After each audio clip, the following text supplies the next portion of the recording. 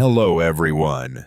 Before we start, don't forget to like, subscribe, and leave a comment with where you from and what time it is. That way, YouTube will keep pulling you stories like this. Now, let the shadows take over.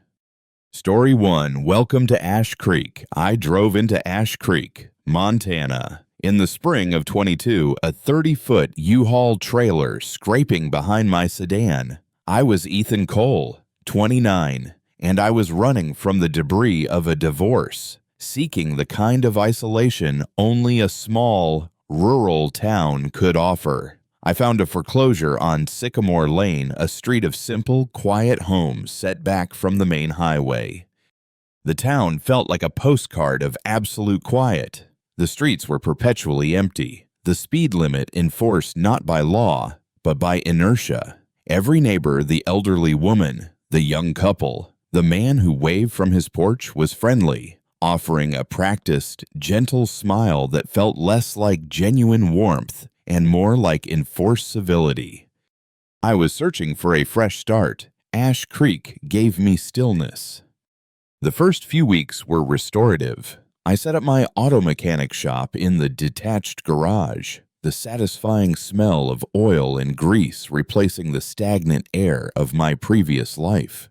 The only persistent sound was the wind, a constant, physical presence that swept down from the mountains. It made the old skeletal TV antennas attached to the chimneys of the older houses whine in a high, monotonous pitch, a song of mechanical loneliness. Then the first anomaly occurred. It was small, easily dismissible, yet it burrowed into my awareness. I was outside, struggling to raise my own new flagpole, when I looked across the street. The house facing mine was painted a faded, uniform gray, but the windows were immaculate, and behind the glass, every single window was the exact same pattern of curtain. It was a sheer, off-white lace, perfectly pleated and pulled taut across the frame. I told myself it was cheap. A local contractor's bulk buy, small town, limited options. But the next day, on my walk to the local hardware store, I checked the other houses on Sycamore Lane. I walked slowly, deliberately, my anxiety growing with every footstep. Every single house, from the ranch on the corner to the little bungalow next to the empty lot, had the identical curtain pattern, the sheer, cheap, white lace. It was not a coincidence. It was a rule. The uniformity was oppressive. It was the architectural equivalent of a forced smile. My paranoia took hold fully when I noticed what was behind the curtains.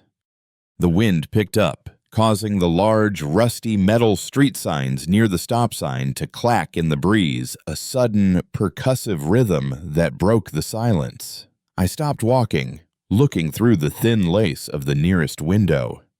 In the center of the living room, behind the sheer curtain, was a figure.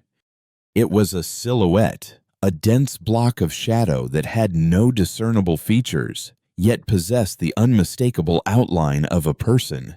It was facing the window, facing my house. I stood there for 3 minutes, the wind cutting past my ears, and the figure did not move.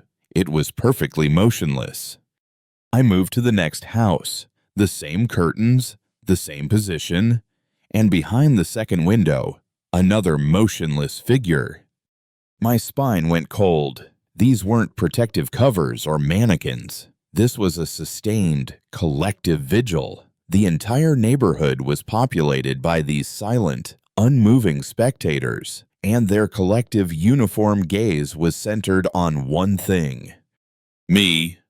I returned home, every noise now amplified. I heard the constant, electrical hum of the streetlights in unison outside my window, a deep, low frequency that now sounded like a silent, mechanical choir, celebrating their flawless coordination. I locked every door, pulled every blind, but I knew the curtains in their windows were now focused entirely on the black canvas of my own house. The horror became intimate when I tried to verify my fears. I couldn't sleep. The clacking metal signs and the whining antennas were a torture soundtrack. At 3:00 a.m., I took my phone, walked out into the empty street, and stood under the humming streetlight. I slowly began to film the street.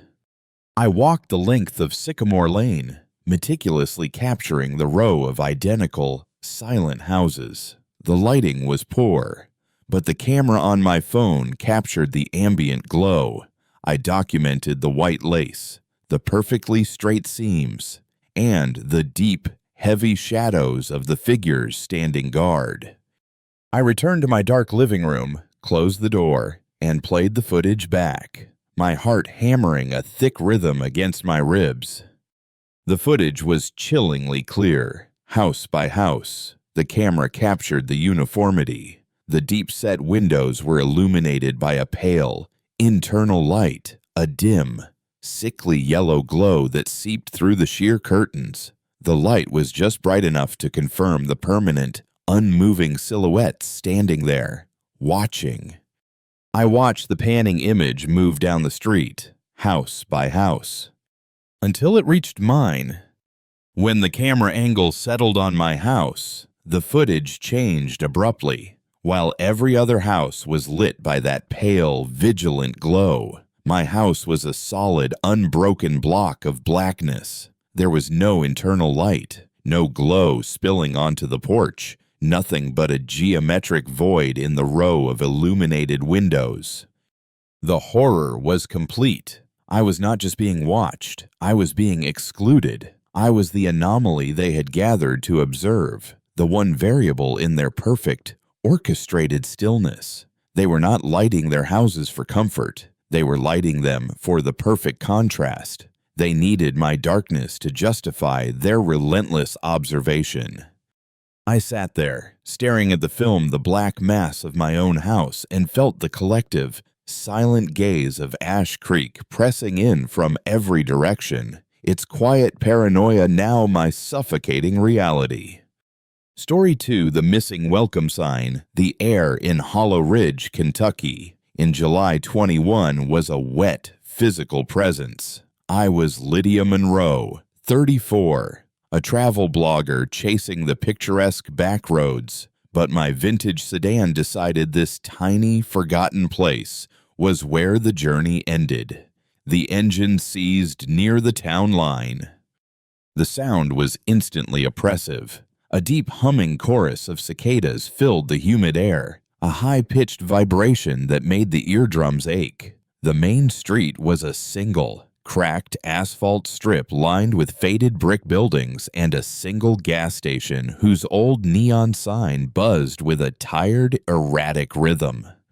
At the edge of town, where the asphalt cracked into gravel, stood the first unsettling feature, a large, hand-painted wooden sign.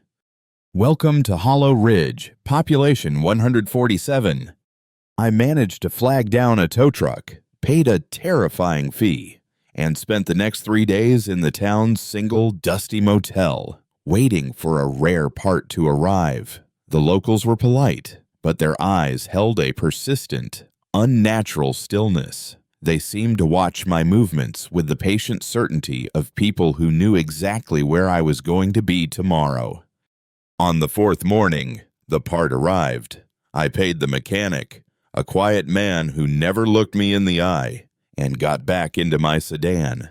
Freedom was the only thing on my mind. I drove out of Hollow Ridge, speeding down the road that led back to the interstate. I drove for 15 minutes, the speed limit signs melting into the heat. I smelled the heavy, distinct smell of wet asphalt baking in the sun, a scent of fresh escape. Then, the road curved sharply through a stand of pine trees. I slowed down, expecting the highway exit ramp. Instead, I saw a familiar sight. It was the old hand-painted wooden sign, "Welcome to Hollow Ridge, population 147. My breath hitched. I hadn't seen the sign marking the town limits leaving Hollow Ridge. The highway was 20 miles away. This was impossible. I checked my odometer. The distance confirmed it. I had driven 15.3 miles. The road had, geographically, looped me back to the exact spot where I started. I rationalized it as an unmarked loop road, a confusing turnoff I missed. My anxiety was high, but my resolve was higher. I drove back through the silent main street, the same empty storefronts, the same buzzing sign, and tried a second, different route out of town. The results were identical. After exactly the same drive time, the familiar "Welcome to Hollow Ridge" sign appeared, its hand-painted letters mocking my frantic escape. The horror became tangible the third time. I was shaking, my clothes slick with sweat, my mind fractured by the impossible geography. As I drove back through the town for the third time, the quiet civility of the locals was gone. They were now standing outside their houses, all of them. The mechanic, the gas station attendant, the elderly woman from the motel. They weren't angry, they were simply there. They stood on their porches and lawns, and as I drove past, they didn't just look at me, they smiled. A wide, serene, terrifying smile that communicated one absolute truth. "We knew you'd be back." That night, my sleep was a brief, feverish torture soundtracked by the relentless humming cicadas. I knew I wasn't trapped by the town's roads. I was trapped by the town's will. In the pre-dawn silence, I walked out to my car. I planned to drive the third route one final time, but I noticed something immediately. The sign was missing. The large wooden "Welcome to Hollow Ridge" sign was gone. Only the two deep post holes remained in the dry earth. I got in my car and drove. The road ahead felt heavy, unfamiliar. I drove past the 20-mile mark, past the 30-mile mark. My heart soared. I had broken the cycle. I pushed the car to its limit, driving until the sun was fully up and the familiar smell of the wet asphalt road was far behind me. I stopped at the first major gas station I could find, hundreds of miles away, and got out, gulping down the cool, unfamiliar air. I was safe. I walked to the back of my car to check the spare tire. I stopped, rigid with absolute, devastating terror. Nailed to the nearest, oldest pine tree was a wooden sign. It was small, freshly painted, and the wood was slightly rough around the edges, suggesting it had been hastily made. It read, "Welcome to Hollow Ridge." Beneath the lettering, secured to the wood with a single thick finishing nail, was my license plate, the one that had been on the front of my sedan for 5 years. And below that, painted in fresh, thick black paint, was the new, terrifying final line: Population 1 New Resident. Story 3, The Church That Rings at 3 a.m.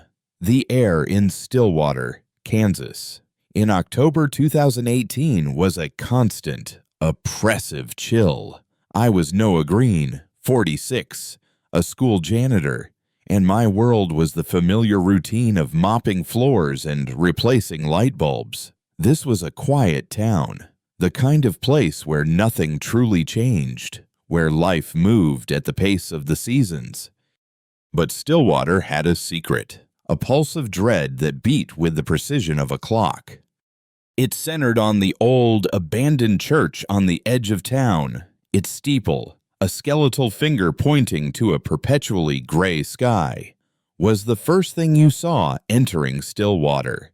The windows were boarded, the paint peeling, yet every single night, with an unsettling, ritualistic precision, the church bell rang. Always at 3 Horia Tim. The first time, I woke up with a start. The sound was immense, resonating through the cold autumn fog that clung to my window panes. A deep, heavy bong, bong, bong, slow and deliberate, vibrating through the quiet night. The local explanation was always the same, just the wind, Noah, old bell, loose in its frame. But I knew better. I'd seen the bell tower. The thick hemp rope was cut years ago, severed clean and lying in a tangled coil on the dusty floor of the belfry. There was no mechanism, no power, nothing to make that bell move. Yet every night, the bell rang. My nights became a torture. I would lie awake, staring at the ceiling, waiting for the precise, terrifying moment. The cold autumn fog outside would be so thick, you could taste the smell of iron and dust on the air. And then, inevitably, the deep, resonating bong. My routine developed a new, chilling ritual. Every morning, before my shift, I would walk to the church. The air was always heavy with the lingering scent of damp earth and old, forgotten incense. I would make my way to the base of the bell tower. And there, on the thick, dusty, cut rope, would be fresh handprints, small, child-sized, clearly outlined in a thin film of mud or ash. They were too high for a child to reach without assistance, and they were always there, clear and undeniable, in the exact spot where someone would grip the rope to make the bell ring. The local claim of wind became a mocking whisper in my mind. The horror of the ritual deepened when I began hearing the music. It was always faint, barely there, leaking from the boarded-up windows of the church. A low, reverent organ music, always just on the edge of audibility, often breaking up into static, like a distant, dying radio signal. It played only when the fog was thickest, only after the bell had rung. I spoke to Pastor Miller, a kindly man with the weary eyes of a shepherd who had lost too many sheep. I showed him the handprints, told him about the music. He looked at me with a profound sadness. "Noah," he said, his voice soft, "some things are best left undisturbed. It's the way of Stillwater." His words were a passive acceptance of the impossible. My sanity began to unravel. I was convinced the town was complicit, that the ringing was a communal ritual, a summons, a warning. The constant cold autumn fog seemed to carry the weight of their unspoken agreement. One particular night, the terror reached its crescendo. The bell rang at 3 a.m., loud and clear, reverberating through the thick fog, and the organ music began almost immediately, a mournful, haunting melody. I couldn't stand it anymore. I had to know. I grabbed my flashlight, my breath fogging in the cold air, and walked through the thick fog toward the church. The boarded windows seemed to stare, the peeling paint like ancient skin. I found a loose board on a side door and slipped inside. The air inside was stale, heavy with the smell of dust and old iron. My flashlight beam cut through the absolute darkness, revealing overturned pews, scattered hymnals, and the silent, decaying remnants of a forgotten faith.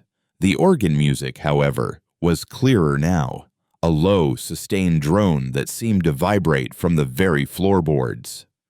I walked slowly down the central aisle, the dust crunching under my boots, my flashlight beam sweeping across the empty pews.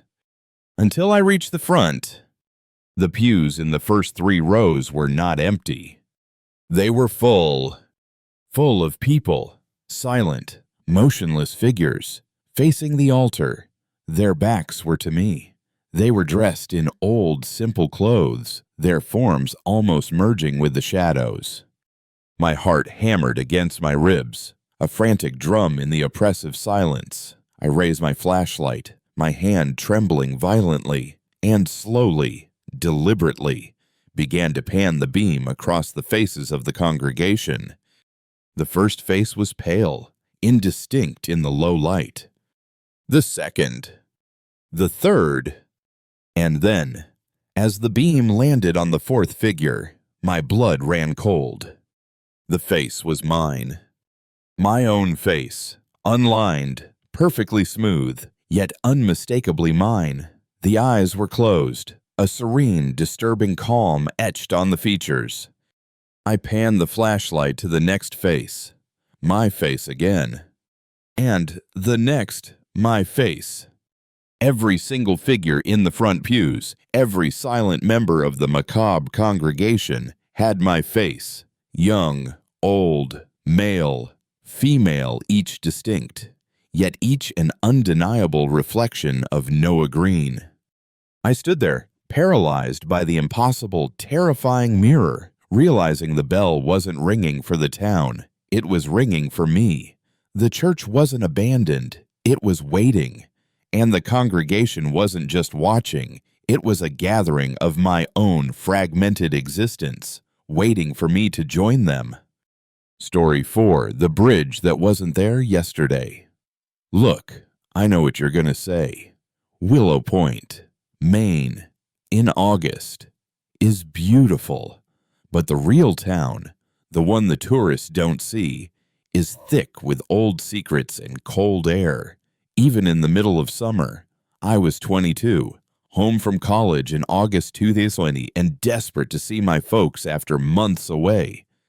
I was driving back from visiting an old friend deep inland. It was late, past midnight, and I was exhausted. My navigation app, sensing my impatience, offered a shortcut an old logging road through the state forest. A 10-minute time save. When you're 22, 10 minutes is a lifetime, and exhaustion makes you stupid. I took the turn. The road immediately became a tunnel. We don't have forests here, we have the dense pine forest. The trees were so thick, so tall, they blocked out the stars, leaving me encased in the narrow, vibrating beam of my headlights. The air was heavy, saturated with the deep, earthy smell of rain that had fallen earlier that day, a damp, clean scent that quickly turned unsettling in the absolute darkness. I was flying down the road, tires spitting gravel, when I saw the river ahead, and over the river, there it was a wooden bridge. It wasn't a temporary thing. It was old, built with heavy, dark timbers, the kind of structure that looked like it had been standing there since the state was founded. It had no railings, just 2 worn tracks for the tires. It looked ancient, but sturdy enough. I glanced at my dashboard clock as I slowed down. It read 2:17 a.m. I took a deep breath, shifted into a lower gear, and drove onto the bridge. The sound was terrible, not a smooth crossing, but a series of loud, hollow, clack thumps as my tires hit the wide, uneven planks. The whole structure shuddered beneath me, and I felt the car briefly lose traction over the wet, slick wood. The river below was black and invisible, but I could hear the cold, swift rush of the current. It took maybe 10 seconds to cross, but it felt like a lifetime. When I hit the solid ground on the other side, my entire body was rigid with adrenaline. I floored the gas pedal, sped out of the pines, and 3 minutes later, I hit Route 1 in the blessed normalcy of streetlights. I saved 10 minutes. All right. And I felt like I'd aged 10 years doing it. I glanced back at my dashboard. The digital clock was frozen, still stuck on 2:17 a.m. I tapped the glass. It wouldn't budge. I sighed, pulled out my phone, and reset the clock, rationalizing it as a battery hiccup due to the shock of the road. The next morning, the terror began. I was at the local diner, having coffee with my mother, when I brought up the shortcut. "That old logging trail saved me a ton of time last night," I said, trying to sound casual. Didn't realize there was a bridge on it. My mother froze, her coffee cup halfway to her lips. The sound of the diner, the clink of silverware, the low chatter seemed to drop out of existence. She slowly put the cup down, looking at me with a terrifyingly blank expression. "Carla," she said, her voice barely a whisper. "That bridge hasn't been there in 5 years." The waitress, a woman named Sharon who had known me since I was a kid, walked by. She stopped dead and looked at my mother. "Don't, Helen, don't tell her." But my mother, pale now, pressed on. "It was the Oak Haven Bridge. It went down in a storm 5 years ago, August 2015.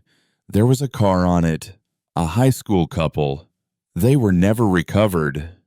I sat there, staring at the familiar face of my mother, realizing she wasn't joking. This wasn't some local myth. The bridge was demolished. I had driven over a structural impossibility. I spent the next hour walking through town, asking anyone I could find. They all told the same story, delivered with the same quiet certainty. The bridge is gone. There's only a gap now. You can't cross that river there. Their eyes held the same heavy, knowing look the residents of Hollow Ridge had worn. It was the look of people who live with a reality that bends to an older, darker rule. They weren't surprised by my story. They were just sad that I was now part of it. I felt a cold panic rising. If the bridge was gone, what exactly had I driven across, and if I had crossed it at 2:17 a.m., and the time in my car froze at that exact moment? What had I brought back with me? My fear became immediate and physical. I had to go back. I had to see the gap. I drove out of town, retracing the route. The smell of rain was thick again, heavy with the scent of damp moss and pine. I drove deeper and deeper into the forest until the logging road narrowed and my headlights cut 2 desperate beams into the dense pine trees. And then I reached the river. The bridge was gone. There was only a sheer, terrifying drop into the black chasm of the river gorge. The posts were rotted, the banks eroded, and the heavy timbers were nowhere to be seen. The gap was wide, impossible to cross. The Oak Haven Bridge was absolutely, irrevocably gone. I drove home slowly, mechanically, my mind a blank slate of pure dread. The logging road was muddy from the morning's rain, and my tires kicked up thick, black dirt. I felt a heavy certainty that I wasn't alone, that whatever I had crossed that night had followed me out of the woods. When I finally reached the familiar, comforting, paved road of my own street, I pulled into the driveway. I killed the engine, turned off the headlights, and sat in the profound, silent darkness for a long minute. I opened the car door and stepped out, shining my phone light toward the ground. And I saw them. Thick, messy trails of muddy tire prints. They had tracked the thick, black forest mud all the way from the woods, down the paved street, and right up my driveway. The prints were clear and distinct, running straight up to my front porch. And then they stopped. They stopped abruptly, a tire's width from my painted wooden front door. There were no footprints leaving the car, no tracks turning away, just the clear, defined end of a muddy tire. The last print was perfectly formed, pressed deep into the paving stone. The clock had stopped at the moment I crossed. The bridge had ceased to exist the moment I arrived home, and whatever was following me, whatever I had picked up on that impossible drive, had stopped exactly where it needed to be at the threshold. I didn't step out of the garage and into the main house. I spent the rest of the night locked in the car, watching the dark, terrifying mud prints that led directly to my door, realizing the rural legend was no longer about a bridge, it was about me. Story 5, Main Street Lights. The rhythm of my life in Mill Haven, Ohio, was tied to the clock and the quiet decay of the small town. I am Helen Rourke, 58, a widowed store owner, and since my husband, Thomas, passed away, The old antique shop on Main Street in October 23 had become both my sanctuary and my cage. My world shrank to the hours between opening and the final, lonely closing at 11 Huvry Pum.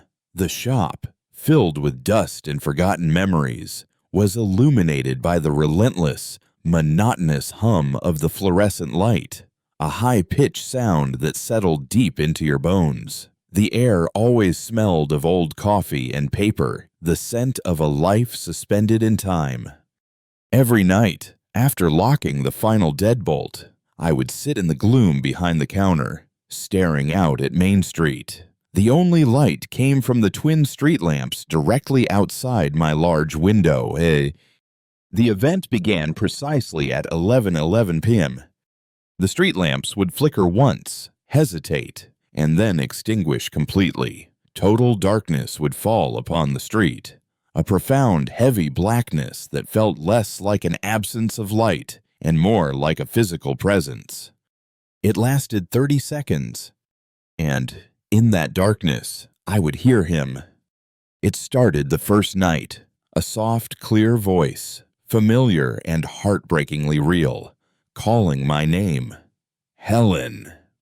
It was Thomas's voice, deep, slightly rough from years of smoking, the voice I hadn't heard outside of a frantic, dying memory in months. My initial reaction was pure, overwhelming grief. I would weep, convinced the darkness was a portal, a brief moment of grace allowing him to cross back. I craved the sound, waiting through the endless minutes for the clock to hit 11:11 p.m. The next night, the voice was closer, clearer. Helen, he called, the old key. It's still under the mat. He was referencing the spare key to our first apartment, a secret we hadn't spoken of in decades. The voice held the exact casual intimacy of our shared life. The comfort was profound. It felt like a final goodbye, a validation that some part of him was still tethered to me. But the comfort slowly curdled into terror. The voice began to reference things only Thomas would know, the things I had whispered to him in the final, panicked days of his life.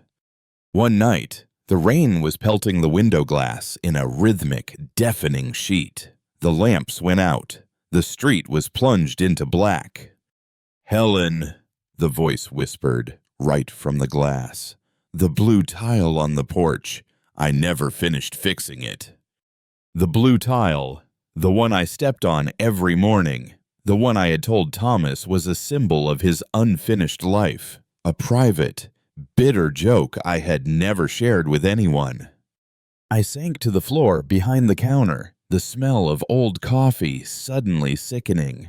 The voice wasn't Thomas. It was a mirror of my own grief, a perfect sonic fabrication designed to locate the deepest, most inaccessible parts of my soul. It was a predator wearing the sound of love. The voice continued, soft, persuasive, and utterly monstrous. You told me you were ready. Helen, you told me you put the papers away. The insurance. My secret. The insurance paperwork, tucked away in the fireproof safe. The one thing that proved I was financially ready to face life without him. I had only looked at the papers once, a solitary, tearful action. The voice knew. It knew my actions when the doors were locked, when the lights were off, when I thought I was absolutely alone. The darkness wasn't a portal, it was a cover, and the street lamps were a timed cue for the observer. The streetlights flickered back on, the harsh white light flooding the street, and the voice vanished, leaving only the sound of the rain and my own shuddering breaths. I spent the rest of the night rigid, staring at the front door, convinced that the voice was preparing to cross the final barrier. I knew this ritual was not about haunting. It was about violation and retrieval. When dawn finally broke, casting a pale, weak glow over the damp storefront, I walked out of the store without looking back, leaving the keys on the counter. I drove away from Mill Haven, from Main Street, from the comforting, treacherous sound of my husband's voice. I was 3 hours down the road, in a quiet, nameless motel room. I knew I couldn't go back, not even for clothes. The dread was a constant, sharp pressure behind my eyes. I pulled over at a roadside rest area for a final frantic look at my phone. The town news app was reporting a localized power anomaly in Mill Haven. I looked at the image attached to the story, a shot of Main Street. Every single streetlight was on, the scene drenched in artificial white light. Except for one. The streetlight directly outside my abandoned antique shop was dark, its head bowed like a condemned man even in the full glare of the morning sun. It had stayed off. I put my phone down and went to stretch my legs. I walked toward the single, tall lamppost in the parking lot. And there, resting on the damp concrete directly beneath the lamppost, was a familiar object. Small, dull, catching the weak morning light. It was Thomas's wedding ring. The heavy gold band I had taken off his finger at the funeral home. The one I had securely locked away in my safe deposit box 2 months ago was now here. I knelt down, staring at the gold band resting beneath the lonely light, realizing the voice hadn't just known my secrets. It had taken a token of my grief and delivered it across hundreds of miles. A final, horrifying proof that nothing, not even the most sacred memories, was safe from the collector. They say small towns are safer, that everyone knows everyone, that nothing ever happens out here. But the quiet can hide things louder places never could. The missing welcome sign, the church that rings at 3 a.m., the faces in windows that never blink. These towns don't forget. They just wait for someone new to wander in and stay long enough to become part of the story. This has been Fearmonger. If you're still listening, make sure to like, subscribe, and tell us where you're watching from and what time it is right now. Because in some towns, midnight doesn't come once a night, it lasts forever.